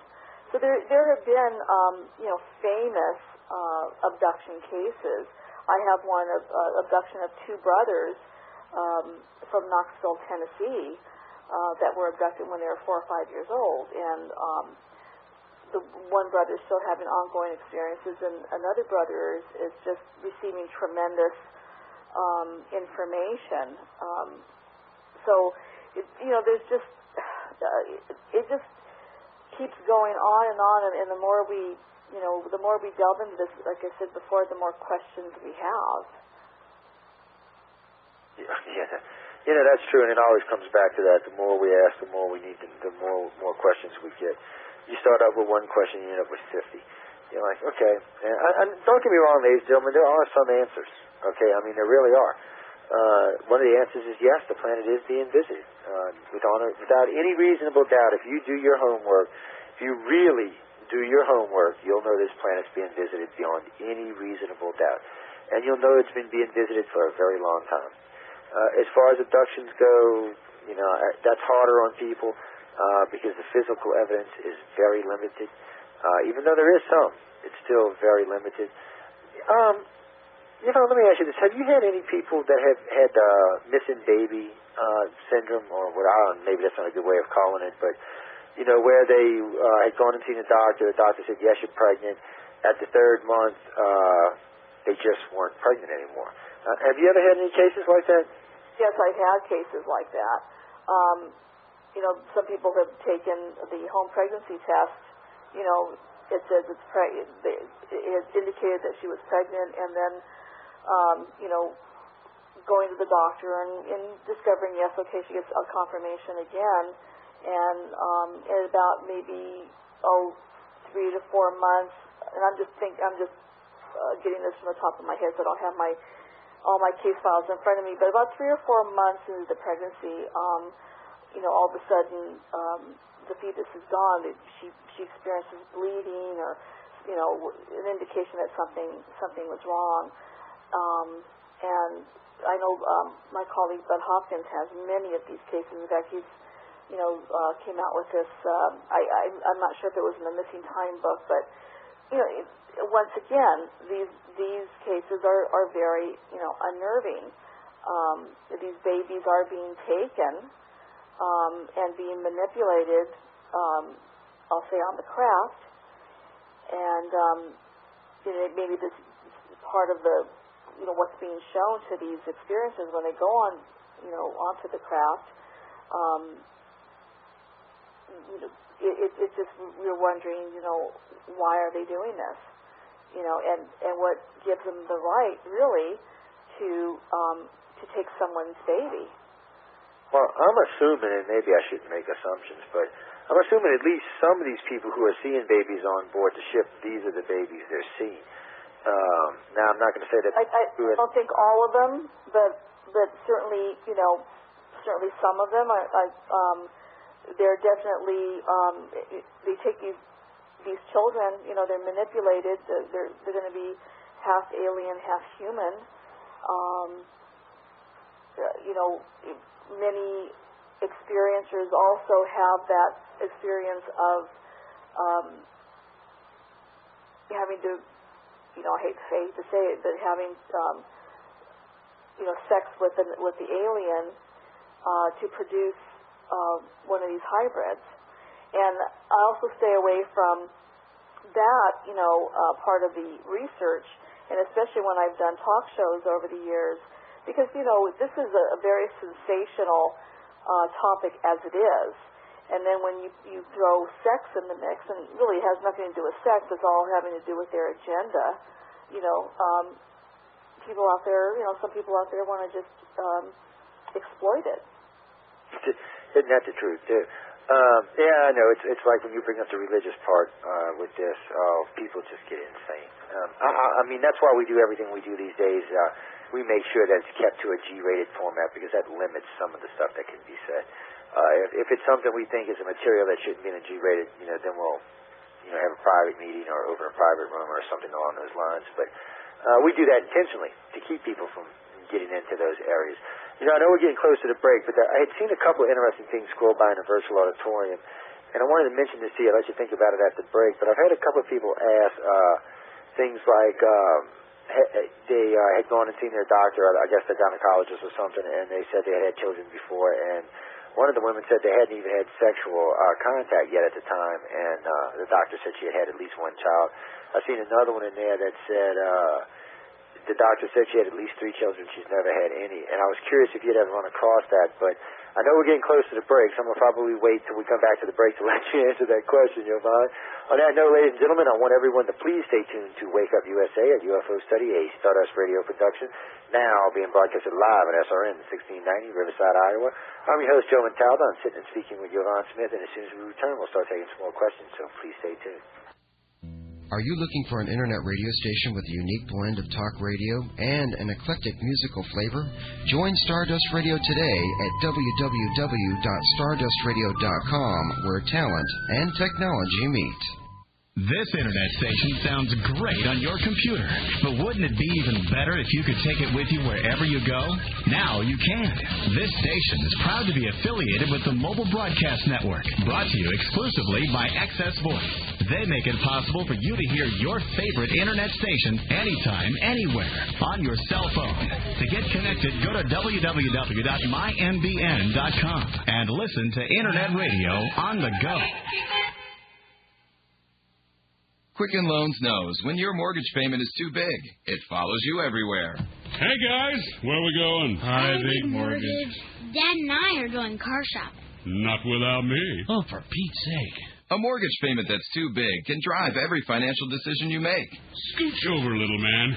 The Big Mortgage is your dad's constant companion. Dad, the Big Mortgage is squishing me. I'd really like to get a bigger car. The Big Moo says no. Don't let your big mortgage payment push you around. Pick up the phone and let Quicken Loans show you how to lower your payment up to 33%. That's a third off your payment. Call 800-928-5199. Quicken Loans makes it fast and easy to say goodbye to your big mortgage payment. You're not the boss of us. R2. Are not. R2. Are not. R2. Am I going to have to separate you two? Call Quicken Loans at 800-928-5199 today. Equal housing lender licensed in all 50 states. Call Quicken Loans at 800-928-5199. What's happening? I'll tell you what. Ken Emmons here. How'd you like to spend a weekend in Branson for only $99?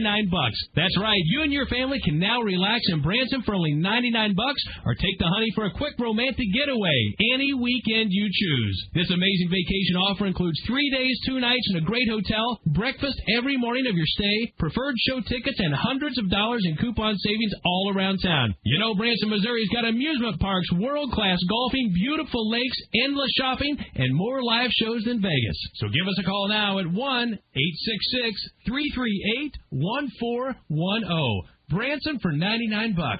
It's our way of saying thanks for checking out our beautiful new resort, the Grand Crown. Here's that number again, 1-866-338-1410. Toll free, 1-866-338-1410. Branson for $99. Climate change could affect our way of life. Reduce your greenhouse gas emissions and help control climate change. Visit www.vcr-mvr.ca. Brought to you by the Voluntary Challenge and Registry, Climate Change Central, and this radio station. SRN 1690 AM, Riverside, Iowa, and around the world on the Stardust Radio Network. www.stardustradio.com. Good evening and welcome back to Wake Up USA, a UFO study, a Stardust Radio production. Now being broadcasted live on SRN 1690, Riverside, Iowa. I'm your host, Joe Montaldo. I'm sitting and speaking with Yvonne Smith. We got about 27 minutes, guys, so if you can get your questions in, this is the time to do it. I'm sorry, I like talking to Yvonne. I got a lot of questions for her, guys. Sorry. Just how it is. You know, Yvonne, a couple of things I was thinking about, too, because I kind of wanted to touch on these things. When you're talking to contactees, what is one of the things you'll tell them to... What's something they can expect? Well, let's put it like this: what can they expect, maybe negative, to come out of this, as far as trying to learn about what's going on? And will the positive outweigh the negative by knowing they're a contactee? You know, negative. Well, I'm trying to think. People come to me, obviously, because they need help. They need to try to make sense of, you know, something that possibly happened to them. And I can't say, and I don't tell them, you know, right off the bat that, oh, yes, definitely you're an abductee. I mean, it takes a lot of, you know, we follow a protocol. One thing that I found that, you know, when someone begins to look into this and they do discover that, yes, they've had experiences, is sometimes the reaction from their family members, you know, and some of their friends that, you know, they kind of make fun of. They're not, you know, they're not really told, oh, you're crazy, but, you know, they're kind of the butt of the jokes. You know, the positive thing that I've seen is, you know, of course, I think I found over the years that many experiencers have become aware of taking care of our planet, taking care of themselves, eating the right kinds of food.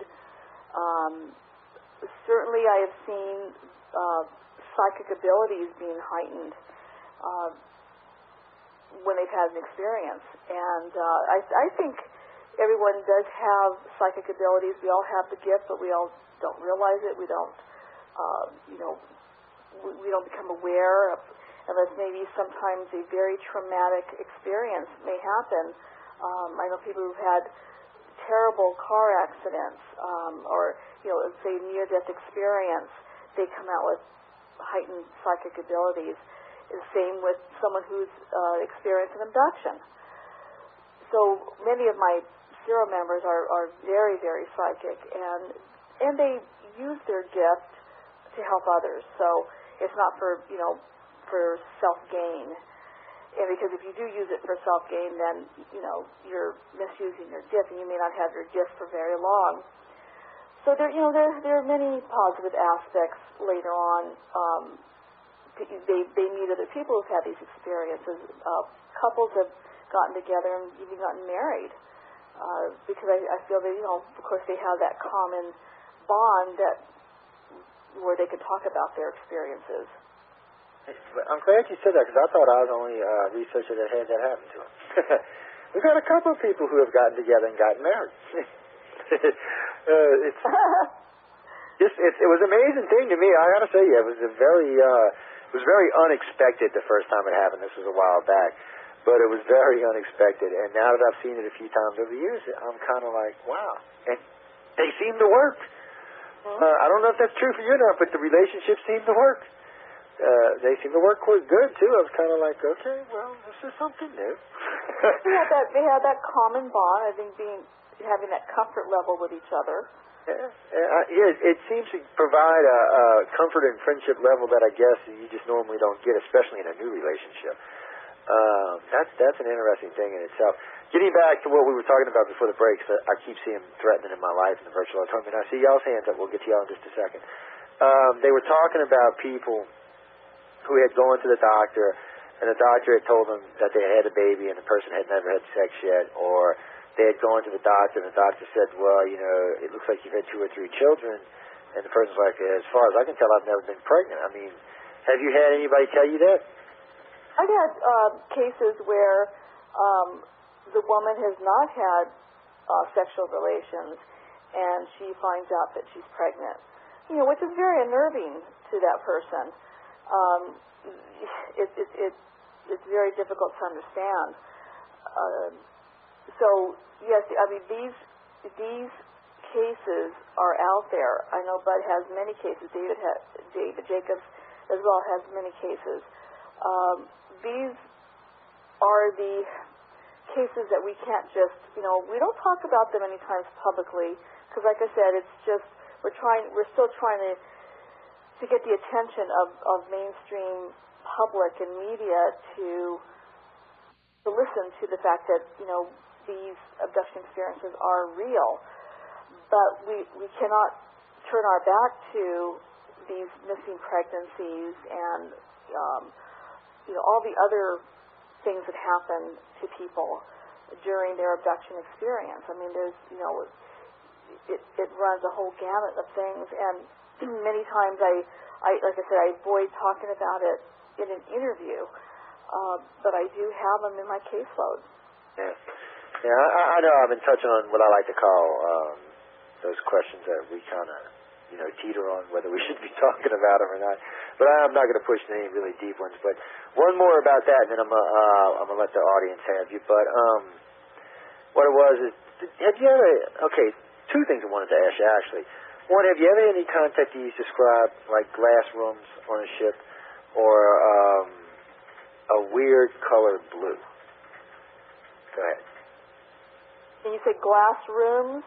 Yeah, anything with glass. Sometimes they're like glass rooms or glass tubes.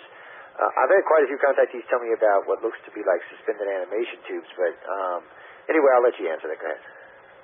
I've had people describe something that looks like crystals in the middle of a room. Sometimes a very large one where it's big enough for one person to get inside. Some have described the ceiling of one of the rooms as honeycomb, having a honeycomb look and crystal-like. So I've had some descriptions of glass or crystal. I was just curious, and anything about a weird blue color? I have a lot of contactees that have this weird blue in their head, but that's why I was asking you. Well, mainly when a bright light does shine on them, say in their room when on the onset of an abduction, it's a blue-white light many times. Okay. Oh, one more thing. I got to ask you this for the audience. I've seen you scroll by, and this is a really good question. This is a friend of ours from London asking this. He wants to know if you've ever felt frightened during one of your sessions. I'm sorry, say that again? He wanted to know if you ever felt frightened, scared during one of your sessions. Have I felt frightened? Uh-huh. Well, I've been, at times startled, especially in the very beginning when I opened up my practice. I've had, male clients who are, 6'5", and I'm 5'1", jump off my couch because they're experiencing or re-experiencing their abduction. But I pretty much, over the years, have been able to, give or handle those types of situations where I know now I have them listen to my voice, concentrate on my voice, and as they do, then they calm down. And, you use different techniques. A skilled hypnotherapist will use different techniques to allow the person to experience or relive their abduction without feeling the terror or the fear that they did when they were actually, in the original experience. But, yes, I've been startled a few times, like I said, in the beginning of my practice, and, hearing all of these things, all of these different experiments and examinations that people go through, and you just as you're gathering information, you just kind of put them aside until you start hearing case after case after case, and which has happened in the last 15 years.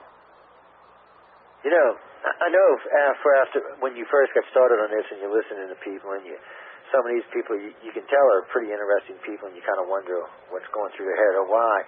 And then I guess after you hear it enough, or you hear enough of the same things, you start to realize this is really real. I know a couple of people I've talked to that worked in the field that are not contactees, when they realized it, they were doing it because they thought they were helping, but, they didn't know if it was real or if it was something fake or if it was some kind of new syndrome or something that these people were suffering. But I noticed when I talked to them and they realized it was real, it even changed their lives in ways that they're still not willing to talk about in their therapist. So I was kind of like, you're kidding me, right? You're not willing to talk about it? But anyway, Yvonne, I know we got a bunch of people waiting to ask you questions, and I've been hogging you all night. So let me get some of these questions out of the way. I see we have Quick-On's hand up first. So, Quick-On, why don't you give us your first name and location, and you're live and on the air with Yvonne Smith. Thank you, Jojo. Larry, near Vancouver, British Columbia, Canada. Very briefly, Yvonne Smith, fascinating interview. This has been an exciting hour and a half so far. Your expertise, you are a scientist, neurological sciences. You use hypnotic therapy or hypnotic procedures as tools. My question is simply this. Have you or will you use such tools as psychotronic drugs and serums, for example, or transcranial electrical pulses, ECT? These could be tools that, that's my question. Very, very happy to be here. Thank you. Go ahead, Yvonne. I think the question was, would I be willing to use? Yeah, you want to know if you have, or if you would, or if you have used those type of things with patients. No, I have not used. I'm not qualified to use anything but my training in hypnotherapy. I feel if a person wants to try these other avenues, and they have credible, qualified people to do it, then I feel if that's what they want to do to try to find more answers, they can. They're certainly welcome to do it. I'm just in my work. I don't use any kind of drug, and it's not necessary. With a skilled hypnotherapist, you can get the information from your client, because it's where you're getting the information, and what using hypnotherapy is it's deep. This information, memories or hidden memories are well within the subconscious mind, and the subconscious mind's job is to protect us whenever we suffer a traumatic event, whatever it is, and that's including an abduction experience. So when the person is ready, and these bits and pieces of memory that come forward, that start coming forward, is an indication that a person is getting ready to explore what may have happened. A skilled hypnotherapist can get the information without using any kind of sodium amytal or any kind of drugs to help the client. And like I said, I've been doing this for many years, and I have been very successful in dealing with even the most difficult client. I'm glad you don't. And I'm glad to hear that too, because I actually don't see any need for drugs or anything like that in this if you know what you're doing. And I'm sorry, ladies and gentlemen, that's my own personal view. Who we got up next? Blue Draconian 3. Interesting name. Blue, why don't you come up, give us your first name and location, and you're live and on the air with Yvonne Smith. Thank you. This is Nicole. I'm from Tennessee. I called earlier. Anyway, this is my question for you. Since you've done a lot of research with abductees and people explaining their cases, one thing that I do understand is a lot of them are similar. They all have the same kind of outlooks, like they describe the alien the same or the ship and everything the same. And one thing that I've always questioned about that is from a young age we're exposed to a lot of media. We see it on TV, we read it in books, and a lot of people who have abduction cases is usually completely opposite of what they're used to seeing. And a lot of people are extremely afraid to talk about the truth because they're worried and paranoid about what other people think. And, I was wondering what happens if you have, like, a case that sounds totally opposite of from what you're used to hearing.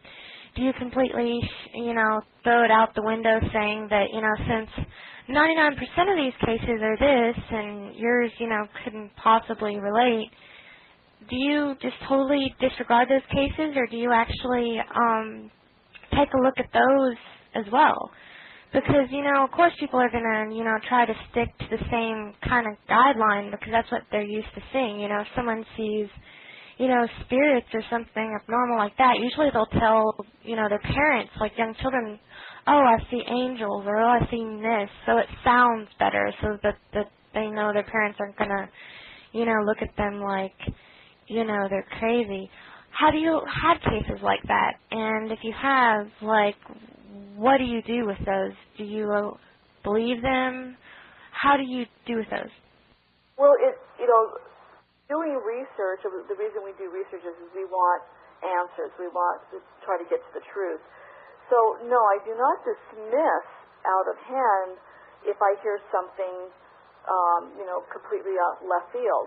Like I said, when I began getting the cases with the beings that looked like they were wearing Dracula capes, I just put it on the back burner until I could get together with my colleagues and, ask if they had cases similar, and, they did. And I thought these cases were very strange. So if I hear something that is not the norm, the norm in abductions, I guess that's an oxymoron. But if I hear out of the norm, then again I will put that on the back burner until I hear it again, and it begins to establish a pattern. Because again, no one has definite answers to this whole abduction mystery. So if we were to dismiss, cases because we think this is really strange, this doesn't fit, again, we want to put it in a neat little box, but in this type of work, you can't put it in a neat little box. We have to look on all different directions. I mean, it just, it boggles my mind. I've been doing this for 15 years that, we are still coming out with more questions than answers. So, again, if I hear something different, I will put it on the back burner until I could meet with my colleagues or I start hearing it from other cases. So I hope that answers your question, Nicole, and thank you for coming on the show. Yeah, it's a good question. It's a tough one because, in honesty, we can't divert attention against something that may be a maybe. Even though I agree, I mean, we track all of that stuff. We keep it listed and logged, and, I'll usually, because you can judge a person's character enough to know if this is real to them or not.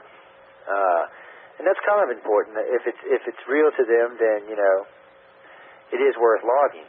If it's something that just may be a fantasy, it's not. And when you've been doing this a long time, it's not as hard to tell as you think it is. Let's see who we got up next. Let's see.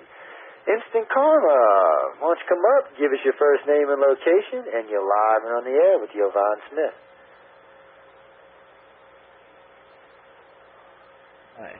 I'm Jason from Texas, and, okay, my question is, I haven't listened to the show in its entirety, and I hope I'm not being redundant here, but, basically, how are people referred to you that have questions involving any type of abductions? Are they referred to you by other researchers? Are they referred to you by more traditional, I guess you could say, health professionals?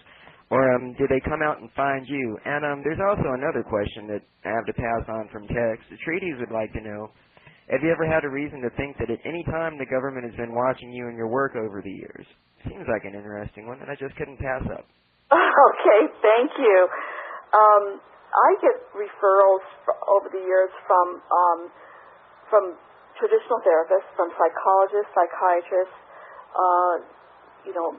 regular MDs, also from other researchers, colleagues, and of course when I've done shows over the years, like this one, people will call in to the producer and ask my contact information because something I've said may have triggered something within them, and they want to look into it.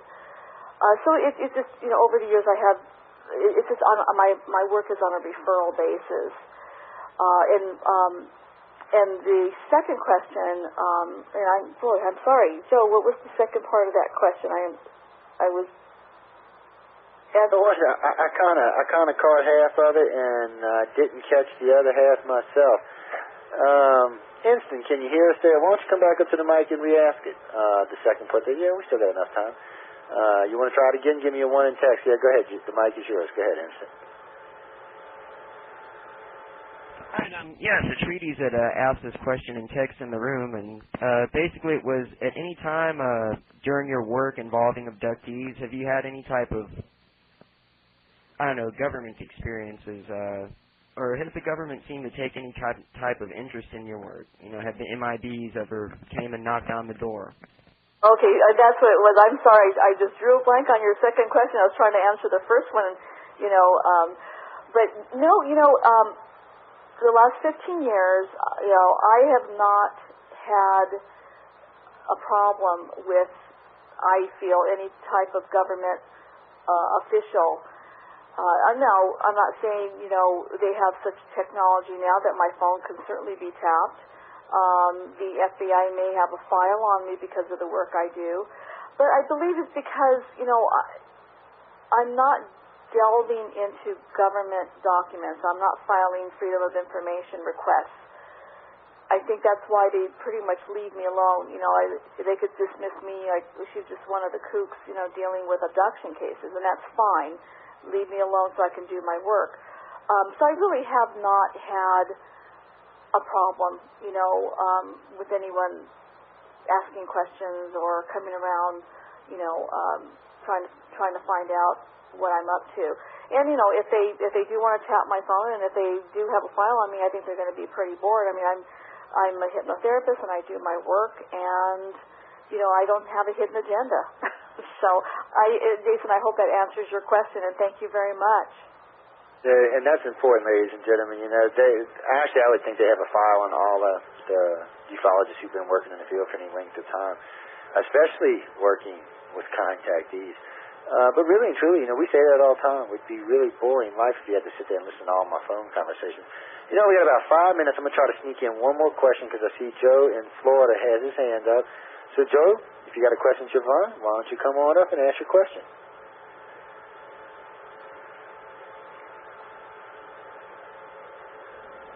Oh, hello, Yvonne. My question is this. Simply, after receiving treatments, do these people cease to have contact with these ETs, or does it just help them cope with it? Thank you. Thank you for your question. It really does help them cope with what's been happening to them their entire lives. The experiences do not stop. Sometimes they escalate. Somehow these abductors will know when they're delving into it, or maybe perhaps thinking about having an implant removed from their bodies. Sometimes it does escalate, but I feel that if I can get them to incorporate this into their daily lives, and I don't make any promises that I can take it away, but I can certainly make them feel better. I give them hope. There are many other people who are experiencing these things, and they start attending the Zero support group meetings, and as I said, I've seen growth within my clients, and that's I feel I've done my job. Yeah, it's a tough, but it's a rewarding job. Do you find it to be rewarding, Yvonne? My work rewarding? Yeah. I find it to be extremely rewarding. I mean, it can be, very draining when you're trying to battle with the debunkers out there, and people that are still insisting on making fun of it. But when I do see the positive changes in the people that I work with, and that's where I find it to be very rewarding. I'm going to be in the process of writing my book, and should be out by next summer. And this is a compilation of some of my cases, explanation about hypnosis, and I am hoping that, by reading this book, it'll help many people out there. Well, I'll be one of the first ones to get it, so just let me know when it's out. Give me a little heads up. You can come tell everybody in the show, and we'll all read it together. Well, that's great. Yvonne, I want to tell you thanks for being on. I know we're getting really short on time. You are always a great guest. You're always welcome here anytime you want to come on. I enjoyed the conversation immensely. I know the audience did because I've been watching the virtual text go by and the virtual auditorium text go by, and they absolutely loved it. Quick, do you want to tell them where they can find you? An email or a website or anything like that? It's www.ysmith.com, and it's Yvonne@ysmith.com for my email. And remember, ladies and gentlemen, you can find it both on the Stardust Radio site and on the iCar site. She's listed on both sites. If you're in her area and you're having a contact and you need someone to talk to, I'd suggest you give her a call. On that note, ladies and gentlemen, we're just about out of time, so I want to mention Richard Dolan will be on the show next week. He will also be at the Crash Retrieval Conference in Vegas, along with myself and several other people who will be there working press. And for the next few weeks leading up to the conference, we will be having several of their guests on, including Ryan Wood will be coming on to talk about the conference and things that they're going to be doing and things that you can expect to see while you're at the conference. And yes, there will be several iCar members present at this conference. Some of us working, some of us this year vacationing. Actually, I will be working, but some of us will be there vacationing. Again, ladies and gentlemen, I want to thank everyone for listening to Wake Up USA, a UFO study, a Stardust Radio production, now being broadcasted live on SRN 1690 Riverside, Iowa. I'm your host, Joe Montaldo, and until next week, have a good week. If you would like to continue this discussion after the show, join us in iCar's Pal Talk chat room. UFO Alien Phenomenon under the Social Issues category. This internet station sounds great on your computer, but wouldn't it be even better if you could take it with you wherever you go? Now you can. This station is proud to be affiliated with the Mobile Broadcast Network, brought to you exclusively by Access Voice. They make it possible for you to hear your favorite internet station anytime, anywhere, on your cell phone. To get connected, go to www.mymbn.com and listen to Internet Radio on the go. We're here today with Paul Dow of Timeshares Only. And, Paul, you've got some terrific news for timeshare owners. That's right. In the next 6 months, over $3.5 billion of timeshares will be sold. So this is the perfect time to sell. Exactly, which is why you need to get your property into our network. And if you call us right now, you'll also get a $500 shopping spree absolutely free. $500 free? Yes. Just for posting your property with Timeshares Only. And when you do sell your property, you'll get cash. It's a double bonus you can't lose. Except if I don't call. Hey, over 10 million people will be looking to buy a timeshare. So we need your property now. The number to call now is 1-800-921-0866. That's 1-800-921-0866. Turn your timeshare into cash and get a free $500 shopping spree. And if our lines are busy, please keep calling. That number again for timeshares only is 1-800-921-0866. That's 1-800-921-0866.